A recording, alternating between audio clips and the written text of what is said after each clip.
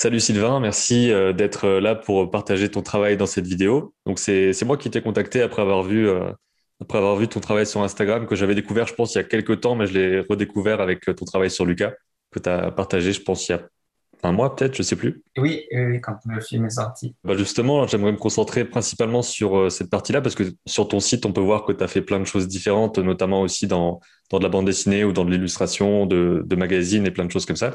Mais j'aimerais me concentrer sur la partie vis development de l'animation et la partie story. Donc je pense que c'est ce que tu fais principalement en ce moment dans ta carrière, quoi. Oui, oui, ouais, je fais surtout du concept et du développement visuel et là, dernièrement, de plus en plus storyboard que je faisais déjà, mais j'y reviens beaucoup plus et en production, quoi. Le développement visuel, ou concept art, c'est faire du design, soit de personnages, de décors ou du concept en général, Mhm. des images vraiment en tout début de production pour aider à développer l'univers, etc. Ou enfin, ça englobe tout ça, hein. Après, il y a les caractères designers, plus précisément, qui font les personnages. Après, il y a les set designers qui font vraiment les décors. Du coup, selon les prods, je passe de l'un à l'autre. Des fois, j'ai fait du character design seulement, des fois du décor seulement, et des fois du concept général, des illustrations, etc. Donc voilà. Et ensuite, le storyboard artist, c'est encore un rôle différent. C'est transcrire le script en image, quoi, en faisant un storyboard. Donc ça, là, c'est vraiment de la mise en scène, cadrage, acting, et puis on retravaille en animation, surtout aux États-Unis, le film se réécrit vraiment tout le temps. Enfin, c'est jamais, voilà, on a le script et puis hop, on le transfère en story, point barre, quoi. C'est très organique. Ouais. Et du coup, on réécrit des scènes, le réalisateur sait pas toujours ce qu'il veut, donc on essaye des choses, et le film se réécrit sans arrêt en fait jusqu'à la fin. Et les scènes sont refaites, refaites. Et même des fois, les films sont arrêtés parce qu'ils se rendent compte que ça ne fonctionne pas. Ouais. Voilà. Mais souvent, les story artists, c'est des borders, ouais. Ok, En tout d'accord. cas, dans la définition américaine, c'est comme ça. En série télé, ils ont, à la différence d'en France, où en France, on appelle ça les script-driven shows. Donc, on a le script et il y a très peu de marge de manœuvre. Le storyboarder est là pour transcrire le script presque mot à mot en images, ce qui est un peu, qui marche pas toujours. Et aux États-Unis, ils ont le storyboard driven show, par exemple, où là, ils partent d'une outline, d'un court résumé de l'histoire, et les boarders écrivent vraiment le show, quoi. On parlait juste avant de commencer à tourner du fait que sur Lucas, tu as commencé à travailler en 2017 dessus alors qu'il est sorti début 2021. Est-ce que sur certaines productions, tu as un temps très large pour avoir ton histoire et tes concepts qui sont faits et d'autres où c'est plus restreint? J'imagine que chez Pixar, ils ont une large marge de on va prendre le temps qu'il faut. Aux États-Unis, en général, c'est le cas. Plus les budgets sont pas les mêmes, donc ils prennent Mhm. vraiment le temps de faire les choses. Et oui, en effet, un film d'anime, c'est 4 5 ans de travail, en fait. Donc Ouais. moi, sur Lucas, voilà, j'ai travaillé vraiment au tout début. Tous les concepts que j'ai faits n'ont rien à voir avec. Enfin, c'était une version de l'histoire qui n'existe plus, en fait. Donc, tout ce que j'ai fait, c'est pas dans le film, c'est une autre histoire, en fait, parce que ça a Ouais. été réécrit depuis. Et quand j'y étais plus ensuite, ça a été retravaillé. Ça montre que ça évolue énormément sur la période des temps quand ils fabriquent le film, quoi. Et ça veut dire qu'ils permettent de travailler à distance, les studios en général, quoi, parce que bien sûr, les gens travaillent de plus en plus à distance maintenant. Sur les productions, depuis des années, les choses se font dans différents pays, j'imagine, avec des freelances un peu partout dans certaines productions. Alors de plus en plus et surtout aux États-Unis en fait. Enfin, ça fait des années. Moi, ça fait 10 ans que je travaille chez moi en fait à Mhm. distance. C'est principalement pour les studios américains. Donc ça se faisait déjà, mais vraiment en pré-prod, hein, en design, story à la limite, quoique un peu moins. En France, ça se faisait beaucoup moins jusqu'à récemment. Parce que maintenant on est dans un monde post-Covid, Mhm. donc tout le monde, donc moi, ça a rien changé en fait. C'était déjà moi le confinement, c'était ma vie depuis. Ouais. Ça a changé juste le fait que on allait plus au resto et on voit plus les amis. Mais en plus, j'ai eu la chance d'être à la campagne quand il y a eu le confinement, donc c'était il y a pire. Mais maintenant, avec le monde post-Covid, tout ça est en train de changer. Lucas, il a été animé entièrement à la maison, même en production maintenant, ça fonctionne. Ce qui est chouette, c'est qu'on peut choisir de vivre où on veut. Et donc, moi, c'est pour ça que je vis à la campagne, mais ça fait des années que j'y pensais.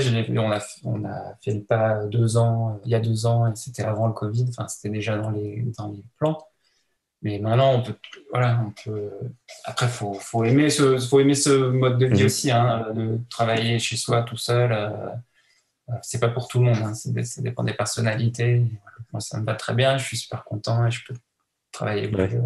Et pour la partie justement travailler à la campagne, etc., il y a une vidéo avec Xavier que tu connais qui Et parle oui, de tous ces aspects-là un peu plus en détail, quoi, parce que c'est bien de savoir qu'on peut, dans l'anime et dans d'autres milieux créatifs, travailler depuis chez soi, travailler où on veut et de plus en plus, quoi. oui, oui, Xavier, ça, on était à l'école ensemble et on a fait notre projet de vie à la campagne. Enfin, on en parlait avant même, il y a quelques années, on en parlait déjà par Skype de nos projets, ce qu'on avait envie de faire, et on a fait notre exode rural à peu près en même temps. Et du coup, on Ouais. suit, on parle pratiquement pas d'anime, mais on se donne des conseils de potager, de terrain. Bah, c'est ça. Et Voilà. donc, ça veut dire que tu peux avoir le temps de faire ces choses-là aussi. Et quand t'es en, est-ce que tu es tout le temps sur des productions ou est-ce que tu as des temps où, je sais pas, pendant un mois, t'as rien, 2 mois, t'as rien? Et souvent, je suis sur des projets assez longtemps. Enfin, ça m'arrive souvent d'être sur des projets 1 an et demi à temps plein, ou alors je négocie, je fais 4 jours par semaine pour me laisser du temps. Et après, c'était aussi l'idée de bouger, parce que j'habitais à Londres avant pendant 13 ans, et donc le coût de la vie à Londres n'est pas le même que à la campagne. Donc Ouais. c'était aussi l'idée aussi, c'était de réduire un peu tout ça et de pouvoir prendre du temps. Donc maintenant, j'ai moins la pression de travailler tout le temps. Et donc, si je voulais, je pourrais parce que je refuse plus de travail que je peux en prendre. Mais j'essaye de me garder du temps libre pour moi développer des projets à moi et puis aussi pour faire ce que j'ai à faire avec mon jardin, mes animaux. Et parce que j'en ai besoin aussi. Enfin, être assis devant un ordi toute la journée, je l'ai fait beaucoup et là, j'ai envie d'autre chose aussi, quoi. Ouais. Mais après, c'est ma passion, enfin, quand je suis au jardin, je me dis, tiens, j'aimerais bien travailler, dessiner. Quand je suis devant mon ordi, je me dis, ah, je ferais bien mon jardin. Enfin, voilà. J'ai Ouais. deux passions dévorantes, en fait. Avant qu'on passe aux images et à un petit peu regarder les visuels que t'as partagés, je me demande juste comment est-ce que les gens, les productions et les studios te trouvent et comment est-ce que ça se passe? Est-ce que c'est toi qui vas demander en disant, ben voilà, je suis disponible, est-ce qu'il y a des projets? Est-ce que tu vois des projets et que tu te greffes dessus? Ou est-ce qu'ils viennent te chercher directement? Alors non, c'est que une chose, c'est que on vient me chercher en fait. Avec le temps, notre travail est connu, le bouche à oreille fonctionne. Enfin, donc du coup, c'est les productions, les recruteurs ou les créateurs, les réalisateurs qui me demandent si je suis libre en fait. Et après, la seule chose que je fais, c'est que j'ai un LinkedIn et LinkedIn, c'est vrai que souvent je dis je conseille d'avoir son LinkedIn à jour parce que c'est vrai que les recruteurs, mine de rien, utilisent pas mal LinkedIn. J'ai déjà eu pas mal de messages voilà, par LinkedIn. Et ça permet aussi voilà, de mettre ce qu'on fait sans forcément. Parce que le problème de l'animation aussi, c'est que des fois, on travaille pendant longtemps sur des choses qui mettent du temps à sortir ou qui ne se font pas. Donc, c'est l'aspect très frustrant de ce travail aussi. C'est que moi, ça m'arrive beaucoup. Je passe 1 an et demi, 2 ans sur un projet qui avorte, en fait. Donc, ça fait 1 an et demi, 2 ans de travail plein à la poubelle que tu peux pas montrer. Ouais. Donc, c'est assez compliqué des fois c'est parce qu'il faut se vendre, il faut montrer à un moment ce qu'on fait, quoi. Donc, le LinkedIn permet aussi de dire, voilà, ce qu'on fait, ce qu'on a fait, parce que les studios, enfin, tout le monde sait un peu les projets qui sont en train de se faire. Et du coup, même si ça se fait pas, bah voilà, tu montres que pendant 1 an et demi, bah, tu faisais pas rien, tu étais sur telle production, même si elle s'est arrêtée. Et puis, le LinkedIn permet de montrer quand tu es libre aussi, si tu es dispo, tout ça. Enfin, Pour le milieu pro de l'industrie, le LinkedIn est plus intéressant que un Instagram, par exemple, ou alors les deux se complètent bien, j'imagine. non, non, les deux se complètent, parce que l'Instagram, ça permet de montrer son travail, c'est comme un book. Et puis, il y a beaucoup de recruteurs, notamment à Netflix, les recruteuses, je dis les recruteuses parce que c'est beaucoup des femmes, elles sont toutes sur LinkedIn, sur Instagram, et voilà, elles sont abonnées au profil. Donc ça, pareil, quand on me demande, ah, comment je peux contacter tel ou tel recruteur, bah, je dis Instagram, et j'indique les comptes des recruteuses de Netflix. Ouais. Qui ont tout un petit hashtag, pas hashtag, un petit underscore recruit, souvent. Et Ouais. voilà, donc j'imagine qu'elle regarde Instagram, qu'elle cherche un peu comme ça. Mais après, c'est vrai que ça marche aussi beaucoup euh, c'est quand même un petit milieu, tout le monde connaît un peu le travail de tout le monde et ça marche aussi beaucoup par ah ben, j'aime le travail d'un tel ou voilà, il est sérieux, tout ça. Enfin, tiens, j'aimerais bien travailler avec lui. C'est aussi beaucoup comme ça que ça marche. Ouais. D'autant que des gens passent d'un studio à l'autre et forcément ensuite Oui. le Et message oui, passe oui, oui. partout, quoi. Voilà, voilà. Et souvent, c'est les directeurs artistiques ou les production designers ou les réalisateurs qui demandent aux recruteurs de contacter telle ou telle personne dont ils aiment le travail. Récemment, tu as partagé plein d'images que tu as fait sur Lucas. J'imagine que ça y est, c'était débloqué. Est-ce que dès que ça sort, le film, l'autorisation est directe pour sortir des choses ou il faut attendre encore un peu? Oui, oui, souvent, non, non, non, c'est dès que le film sort, les images commencent à arriver, quoi. Et donc là, on peut voir des exemples de concepts où tu as mis des personnages en situation. Est-ce que tu as cherché est-ce que les personnages avaient déjà d'autres personnes qui les avaient dessinés ou est-ce que toi, tu as vraiment aidé à définir les caractéristiques physiques du personnage aussi ou tu les as juste mis en scène après? Alors c'était très tôt dans la production, donc il y avait quelques images déjà qui avaient été faites, mais pas beaucoup. Il y avait pas du tout les designs définitifs. Après, moi, j'étais plus vraiment pour faire du concept général d'endroit, de mise en situation, tout ça. J'étais pas, ils me demandaient pas spécifiquement du dessin de personnage. Mais moi, mais ils m'ont dit, si tu veux, tu le fais. C'était aussi ma manière de rentrer dans le projet, parce que j'aime bien aller sur les personnages quelques jours pour me mettre dedans. Donc, c'est pour ça que j'avais fait ces personnages de Lucas qui n'ont rien à voir avec le design définitif, mais qui sont un peu dans l'esprit. Une passe sur quelques personnages comme ça pour me mettre dedans, quoi.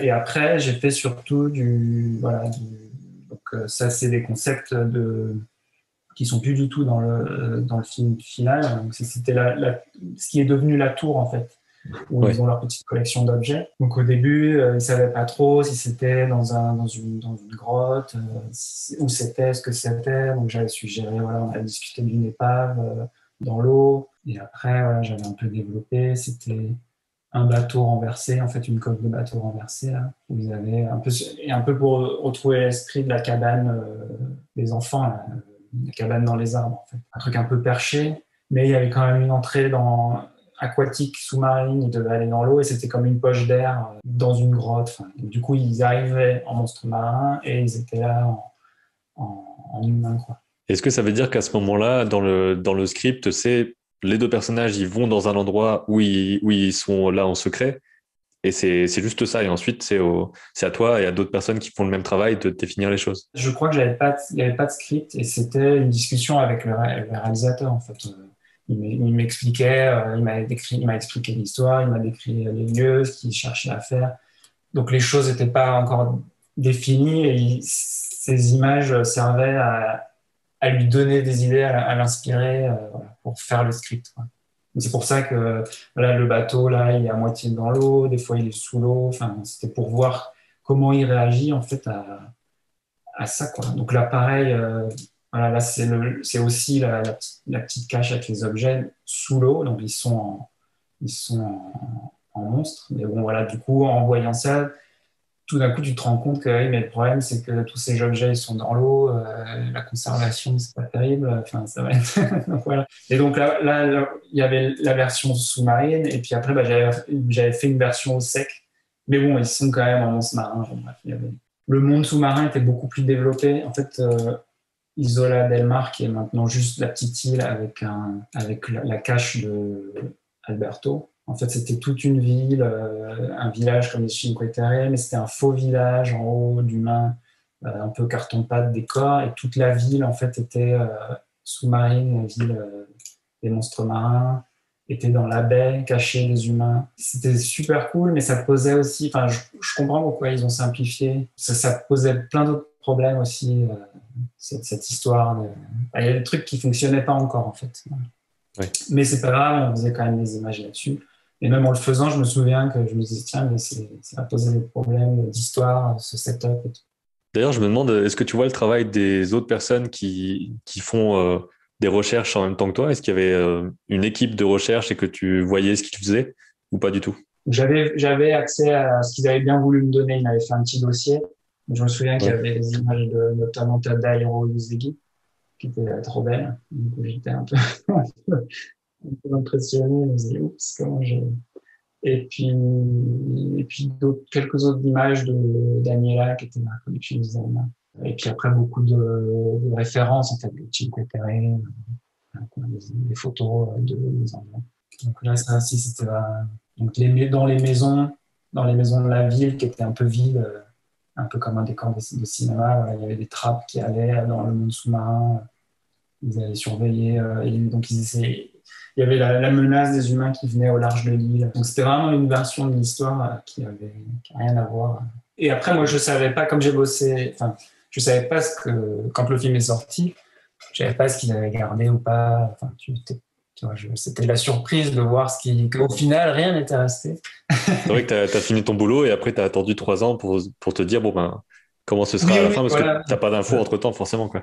Et ben non, quand tu quittes un projet, c'est assez rare. Ça dépend après.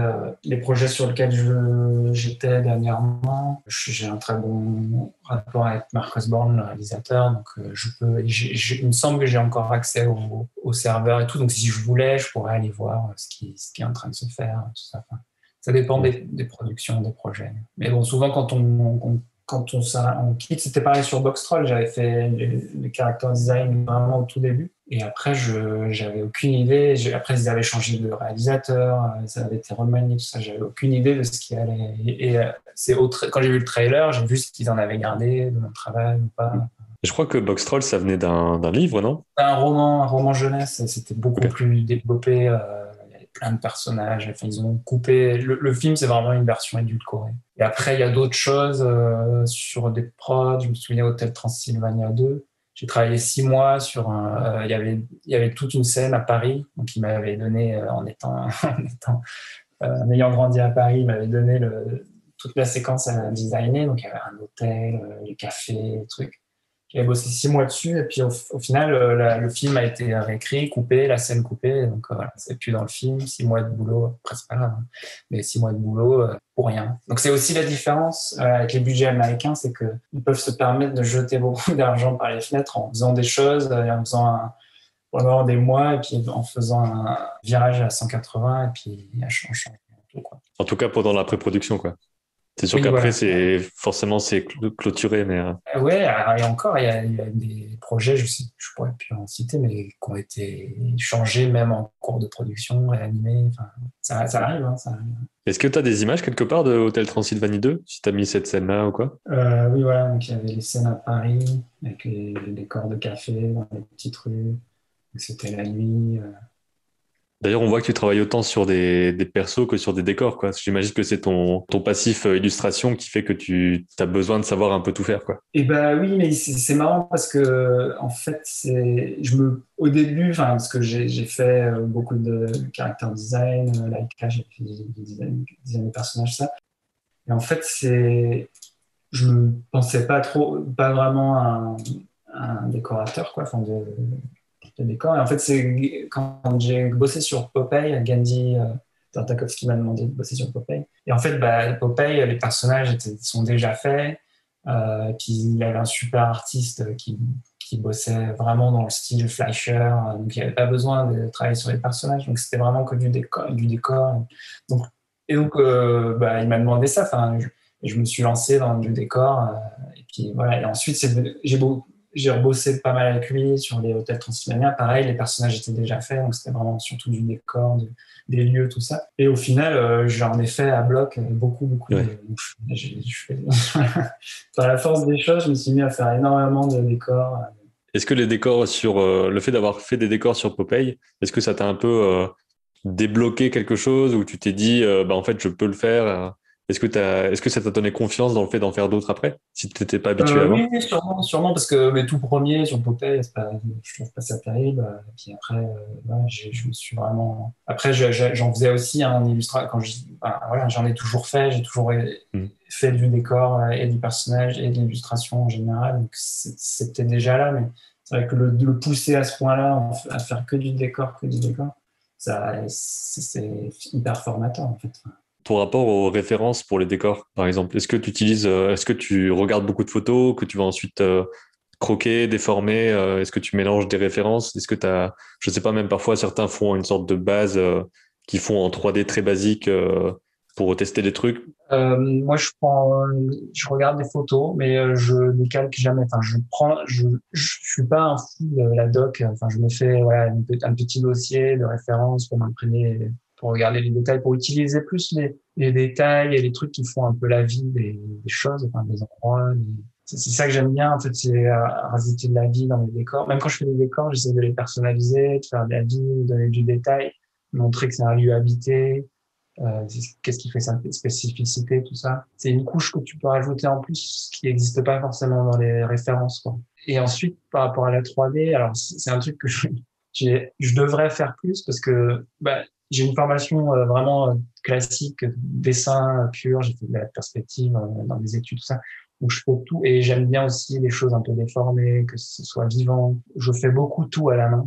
Je fais mes perces à la main, tout ça. Enfin, et des fois, je me dis, c'est un peu idiot, on a les outils 3D maintenant, pourquoi je n'y vais pas? Donc j'ai fait un peu sur certains trucs plus réguliers. Je me suis mis un peu à SketchUp avec des trucs très basiques, voilà, en dessous pour pas m'embêter. Et après, au final, je trouvais que, en fait, ça me prenait plus de temps à modeler qu'à dessiner.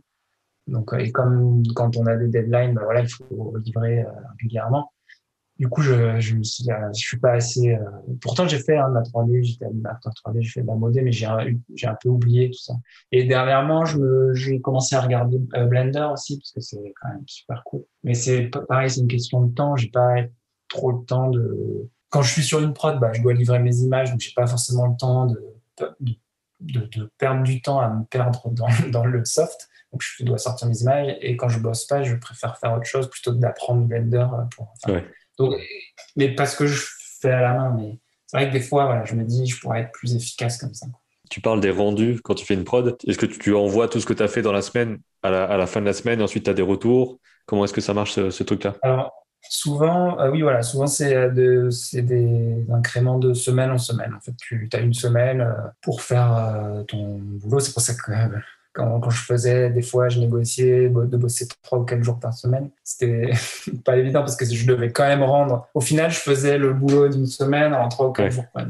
En design, en tout cas, voilà, tu as une semaine pour faire ce qu'on t'a donné à faire. Et puis, bah voilà, tu montres. Mais par exemple, ce sera la première étape de rough. Donc, alors, tu fais plein de rough, ensuite, tu en discutes. Ensuite, tu as une autre semaine pour faire, pour cleaner, pour faire des ajustements, tout ça. Et après, s'il y a plus de temps, bah, tu auras encore une semaine pour, par exemple, faire une peinture. Donc la dose dépend des prods et du moment où ils ont besoin d'avoir quelque chose de fini avant de passer en production, quoi. Des fois, tu as beaucoup de temps et des fois, c'est dans un mois, il faut que ça commence. Donc, on raccourcit les trucs. Oui, après en pré-prod sur les films américains, comme c'est long, comme ils ont du budget, tout ça, c'est assez relax, hein. Enfin, c'est quand même, ils sont pas à un jour près ou 2 jours près. S'il y a besoin de plus de temps, on se dit bah voilà, j'ai besoin d'un peu plus de temps ou j'ai un peu galéré là-dessus, je vais prendre un peu plus de temps. Et puis il y a jamais aucun souci. C'est une autre différence avec la France. Je sais que pour en revenir aux Français qui avaient pas trop l'habitude de prendre des freelances, aux États-Unis, j'ai jamais eu, enfin tu fais ton boulot, c'est toujours, ils sont super contents, j'ai aucune suspicion de si tu as bossé assez ou pas. Je sais qu'en France, j'ai des copains qui ont fait du freelance comme ça, où les producteurs leur disaient, ah, mais t'es sûr que ça fait tant de travail sur 3 jours, moi je suis pas sûr, tout ça. Enfin, qu'aux États-Unis, ils font vraiment confiance et c'est quand même des conditions très confortables, quoi. Hmm. Après, j'imagine que c'est aussi le côté grosse production. Ils savent qu'il y a le temps, il y a le budget, comme tu disais. Et puis surtout, ils ont Oui, été employés les gens qui pensaient assez compétents pour faire les choses par rapport à leur expérience d'avant. Donc j'imagine qu'une fois que tu as une bonne réputation, oui. derrière, ça va, quoi. Oui, voilà, c'est tout à fait ça. Mais c'est vraiment une différence de budget, hein. C'est pas plus, c'est sûr que quand on a le budget pour, on peut se permettre des choses. Mais après, en contrepartie, les limitations de budget, ça permet aussi d'être hyper créatif. Puis voilà, hein, moi, j'adore mon travail avec les studios américains, mais je lorgne beaucoup sur les films français qui se font, les longs métrages qui ont vraiment une qualité autre que les films américains en termes d'histoire, de graphisme. En France, on ose quand même des choses plus intéressantes qu'aux États-Unis, quoi. Oui, en termes de qu'est-ce qu'on va raconter, des choses Ouais. plus inattendues, des choses comme ça, qui doivent pas forcément plaire à la planète entière, quoi. Voilà. Moins formaté. Et de temps en temps, dans les interviews, j'aime bien faire un petit point sur la partie contrat, rémunération, des choses comme ça, mais juste dans les grandes lignes. T'es pris pendant un mois et t'es payé sur un mois, t'es payé à ce que tu produis, t'es payé à la journée. Alors, je suis payé à la journée. Ok. Et c'était comme ça que j'aime faire parce que c'était quand dernièrement, on m'avait demandé d'être payé à ce que je faisais ou au forfait et je suis pas du tout à l'aise avec ça parce que ça veut tout et rien dire. Enfin, faire quelque chose, ça peut prendre un jour comme 2 jours. Enfin, c'est un peu comme il fonctionne là-bas. On est payé à la journée. On sait ce qu'on peut faire en une journée. S'il y a besoin de plus, il y a besoin de plus.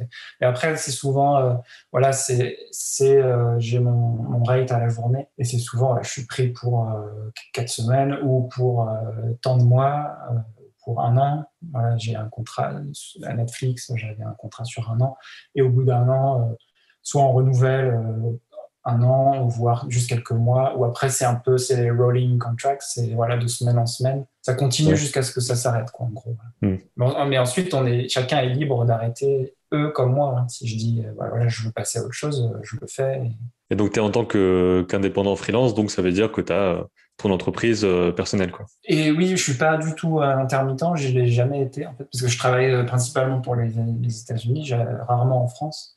Donc en Angleterre, j'avais ma compagnie, mais en France, depuis que je suis entré en France, je suis juste freelance. Alors, je suis désolé, je suis pas du tout au fait. Enfin, c'est tellement compliqué la France. Enfin, c'était tellement plus simple en Angleterre.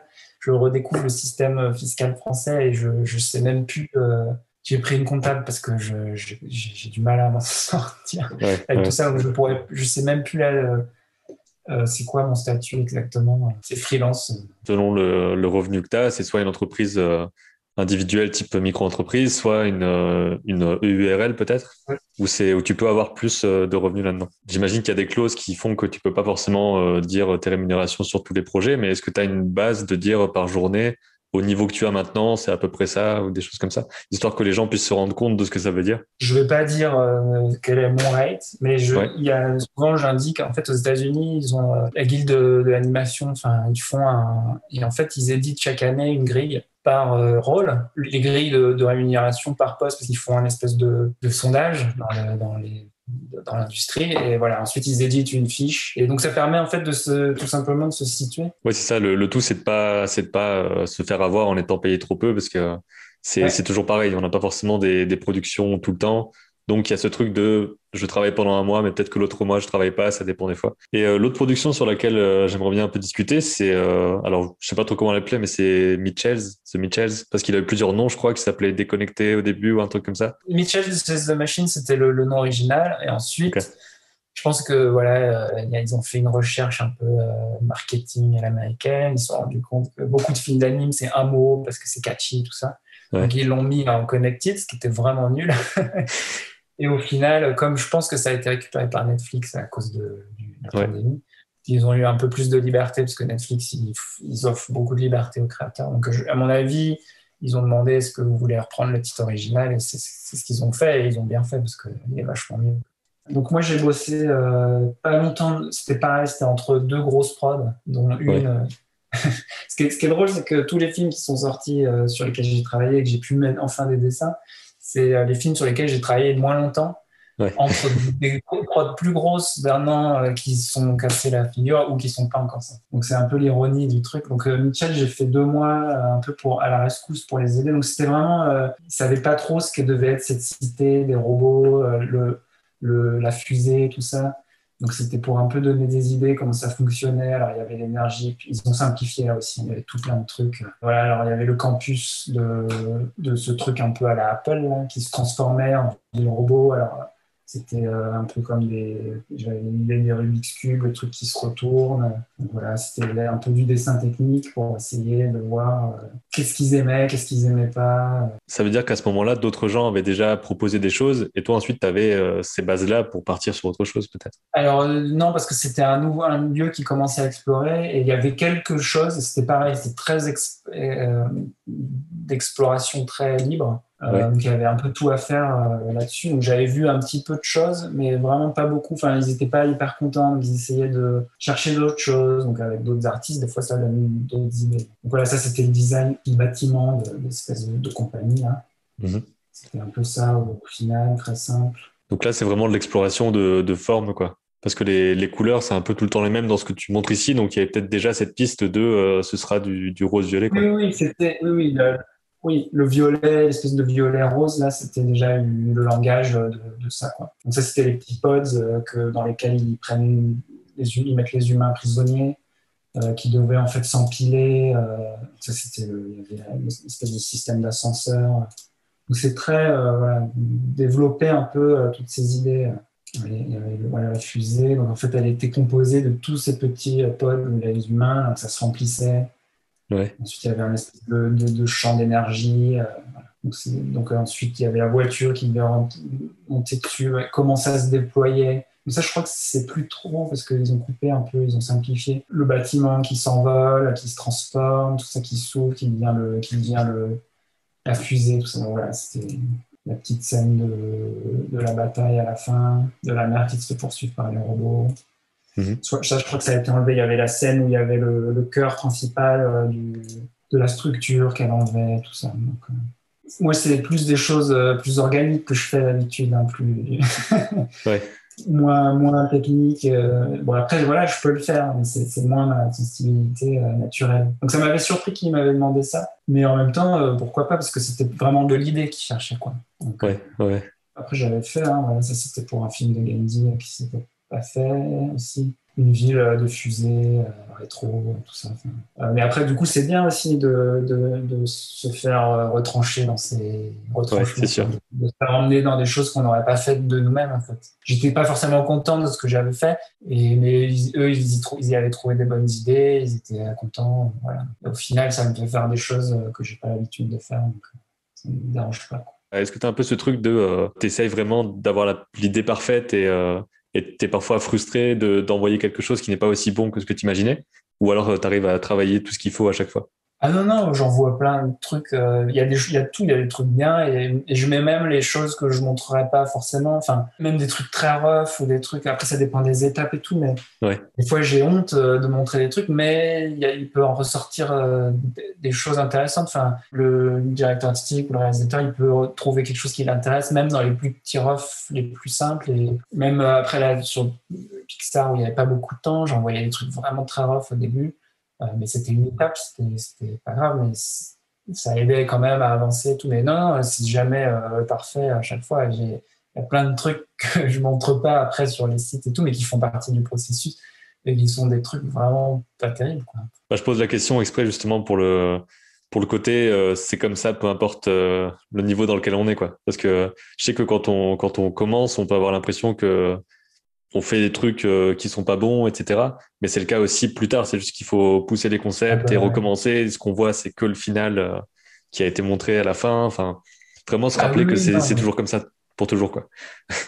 ah oui, oui. Après, il y a des fois, je fais des choses très finies tout de suite parce que je le sens et puis parce que Ouais, comme ça, on avance et tout. Mais ah non, non, il y a plein de fois où je galère, où je m'arrache les cheveux, ça me rend fou. Enfin, et après, j'ai aussi le sentiment d'imposture enfin, c'est un truc très vrai, hein. Moi, ça me pose beaucoup de problèmes aussi. Enfin, je déteste ce que je fais. Ça me pose beaucoup de problèmes pour mon travail personnel parce que c'est jamais assez bien. Ça me bloque. Enfin, on n'en sort jamais. Quand on discute avec des artistes, on est tous pareils, hein. Moi, c'est quelque chose sur lequel enfin, j'ai des périodes très sombres où je déprime complètement ouais, parce que je fais pas ce que j'aimerais faire. Enfin, et ouais, ouais, non, c'est tout le monde, tout le temps. Donc ça c'est quelque chose qui partira jamais, à moins d'être complètement désinvolte. Et c'est bien, ça doit être bien d'être comme ça, mais je sais pas si ça existe beaucoup, parce que c'est ce qui fait aussi progresser, c'est ce qui fait qu'on continue. Enfin, c'est vraiment une épée à double tranchant, hein. Le dessin, c'est à la fois les meilleurs moments de joie, d'arriver à quelque chose, puis les pires moments où on est au fond du trou parce que on fait pas ce qu'on aimerait faire, parce qu'on se trouve mauvais, parce qu'on voit ce que les autres font. Enfin, ouais. ouais. Et est-ce que tu as parfois aussi le côté, tu travailles sur des grosses productions, donc ensuite ça devient des longs métrages ou autre. Je sais plus avec qui c'était comme interview, mais le côté, dans les gros studios, les gens ont envie de faire aussi leur petit truc à eux. Alors que ceux qui font leur petit truc à eux, ils ont parfois envie de travailler dans les gros studios. Donc il y a un peu cette dichotomie entre les deux, quoi. Quand on est dans un studio, on a envie de faire nos trucs perso et parfois on peut pas. Ouais. Et oui, il y a tout, oui, on est tous, l'herbe est toujours plus verte Ouais, ailleurs. Ben oui, moi j'aimerais, parce que justement, ben, les grosses productions américaines, j'adore le travail, j'adore mon travail, j'adore bosser avec les gens, le travail en équipe, aider le réalisateur à trouver ce qu'il veut, le voir content parce que voilà, il a avancé. Enfin, c'est une super récompense. Et en même temps, bah, les productions américaines, c'est un peu tout le temps les mêmes ficelles. Moi, le résultat final m'intéresse pas beaucoup.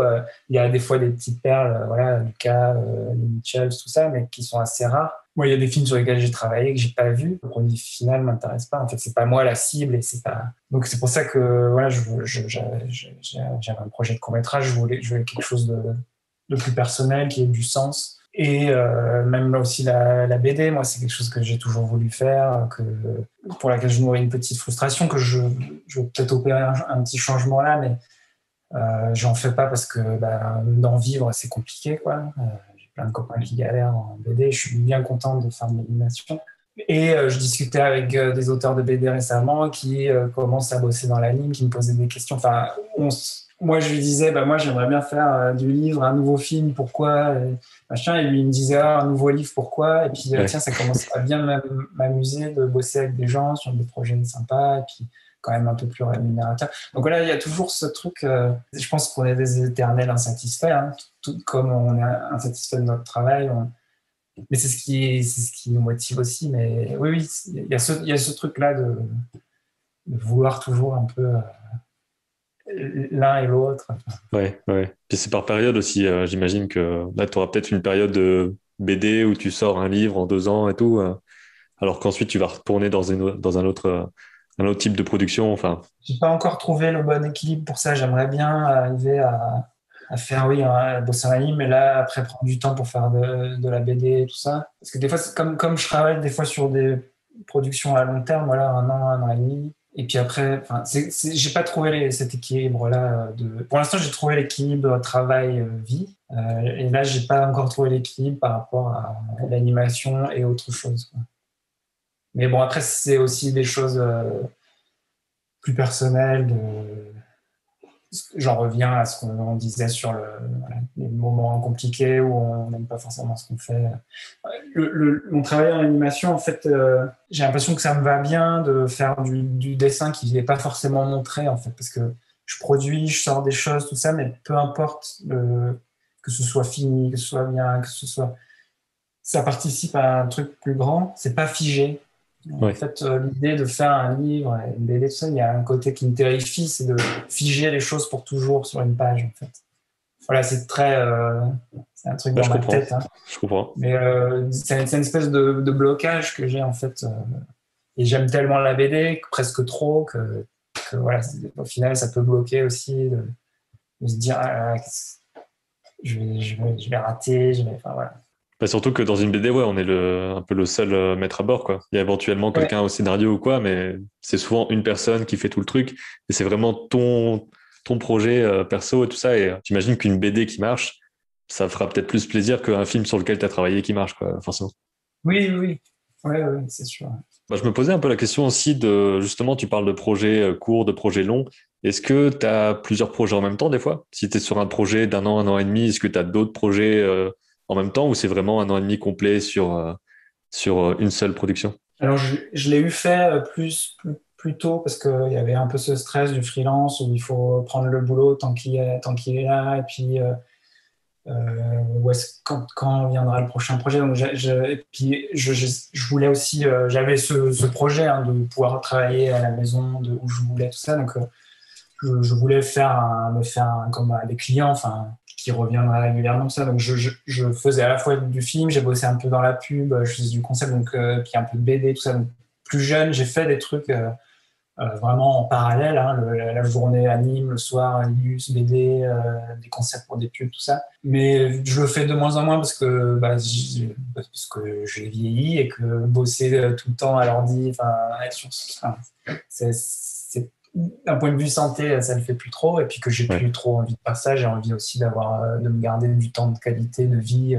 Donc maintenant, je tendance à me concentrer sur une chose et je le fais à fond. Et voilà. Après, j'ai des petites idées qui traînent sur le côté, mais je suis plus efficace une chose à la fois, quoi. Enfin, c'est même peut-être plus reposant, on va dire, de pas avoir plein de concepts différents à gérer et que tu sois juste sur une seule histoire ou sur ta vie perso, quoi. Oui, voilà, il y avait ça aussi. C'était que il faut un peu de temps, hein, pour se mettre dans un projet, puis pour commencer à être dedans. Et du coup, de sans cesse switcher le cerveau d'un truc à l'autre, c'est quand même un peu compliqué. Enfin, moi, je trouvais ça un peu compliqué, quoi. Après, ça dépend. Il y en a qui le font bien ou qui. Moi, j'aime bien voilà, me concentrer, être consciencieux sur un truc et puis le pousser au bout, quoi. Et puis faire du travail de qualité. Enfin, quand on m'emploie, on me paye pour faire quelque chose, quoi. Donc, je le fais sérieusement. J'y donne le temps que je dois y donner pour faire mon travail dont je sois fier et qui, voilà, c'est ça, enfin, professionnel, quoi. Ouais, c'est ça. Ouais. Et j'aimerais bien parler d'un dernier projet, c'est Verne, que j'ai vu sur ton Oui, site. Parce que je trouve qu'il y a, enfin, je sais pas, c'est un projet qui me parle particulièrement. J'ai l'impression, le design des persos et tout ça. Donc peut-être qu'on pourrait en parler un petit peu. il y a une dizaine d'années, donc Cartoon Network a ouvert ce studio Europe, Mhm. Cartoon Network Europe à Londres, et d'où est sorti Gumball, en fait. Donc j'ai aidé Ben à développer le concept au tout début. Et en fait, on était un studio où on était payé à faire nos idées. C'était un peu le boulot en or. J'étais un peu jeune pour m'en rendre compte vraiment pleinement, mais c'était une chance assez incroyable. Donc, on faisait tous nos pilotes, nos projets, tout ça. Et moi, j'avais donc fait Verne Vacation. Et en fait, j'avais fait un mini pilote. Ensuite, j'avais fait une animatique d'un épisode de 11 minutes. On en avait discuté avec le studio et ils étaient contents. Ils étaient d'accord pour développer en fait un film, un spécial télé. J'avais retravaillé un an en fait avec un écrivain, c'était Will Collins qui a écrit Wolfwalkers et Song of the Sea chez Cartoon Saloon. On Ouais. avait fait un traitement, j'avais fait une bible et tout ça pour tout le transformer en film. En fait, un mois avant que, donc j'avais commencé à discuter avec le studio Je suis bien content à Paris pour le fabriquer, tout ça. Enfin, mais bon, c'était très tôt, hein. Et un mois avant de livrer la Bible et le projet, en fait, le studio a fermé. Et donc, c'est là où je suis parti plus vraiment en concept. C'est à ce moment-là que Genndy Tartakovsky m'a appelé pour Popeye.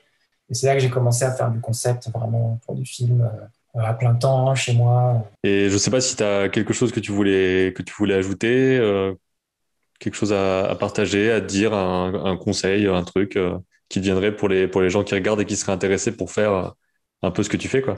Bah, si c'est pour faire ça, travailler dans le design, dans l'animation, tout ça, puis travailler en freelance d'où on veut. Enfin, je sais pas, il n'y a pas trop de recettes. En fait, c'est quelque chose qui se fait sur le temps, quoi. Enfin, si vous commencez au début de votre carrière, ça prend du temps, en fait, à se faire connaître, voilà.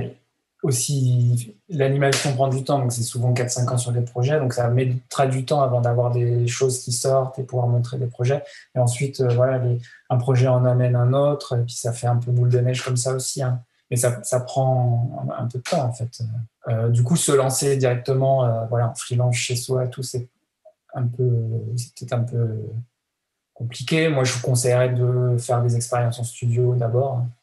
C'est aussi comme ça qu'on fait son réseau, Ouais. on rencontre des gens, tout ça. Est-ce que tu as quelque chose qui t'a débloqué, quoi? Enfin, quelque chose que tu as appris durant ces années d'expérience, ou maintenant tu le sais et tu le fais différemment? Enfin, tu vois, quelque chose comme ça, quoi. Non, et je pense que ce sera quelque chose que je pourrais dire dans quelques années encore, en fait. Ouais. Parce que enfin, je suis encore même si j'ai un peu d'expérience et tout, je suis encore moi-même en train d'essayer de comprendre comment.